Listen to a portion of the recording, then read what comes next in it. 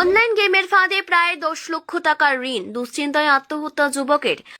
আবারও ধ্বংস হয়ে গেল একটা জীবন। কালিয়াচকের ঘটনা, কালকের ঘটনা। একজন গেম খেলে, জুয়া খেলে 10 লক্ষ টাকা ঋণ হয়েছে।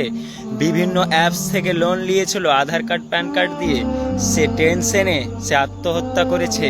এর দায় কারা? এর দায় হচ্ছে বাংলার মাটির কিছু কিছু কন্টেন্ট ক্রিয়েটর, নাম বলবো না, তাদেরকে তুমি ভেবে নিও কারা কারা এগুলো করে। তারা সামান্য কিছু টাকার জন্য জুয়ার গেমের অ্যাপসের প্রচার করে। তারা বলে যে ভাই আমি অমুক গেম থেকে টাকা ইনকাম করছি, আলট্রা লেছি, আইফোন লেছি, কেটিএম লেছি, বুলেট লেছি, 4 চাক্কা লেছি, তোমরাও খেলো, তোমরাও জিতে নেবে। এগুলো গেম হাজারো মানুষ, হাজারো পরিবার এই গেমে আসক্ত হয়ে হাজার হাজার লক্ষ লক্ষ টাকা হেরেছে, কিন্তু তাদের প্রকাশ হয়নি। তারাও যখন ফাঁসি দিয়ে মারা যাবে তখন তাদের নাম জানা যাবে। হাজার হাজার মানুষ ঋণে এই টাকা হেরেছে, এই গেমে টাকা হেরেছে, তাদের প্রকাশ হয়নি, কারণ তারা এখন পর্যন্ত বেঁচে আছে। যখন মরে যাবে, আত্মহত্যা হয়ে যাবে, তখন তাদের নাম জানা যাবে। অতএব যুবক সমাজকে বলছি, আপনারা গেম নয় পরিশ্রম করেন। আমি ভালোভাবে দেখলে আমার শরীরে পুরা ঘাম আছে, কারণ আমি পরিশ্রম করছি।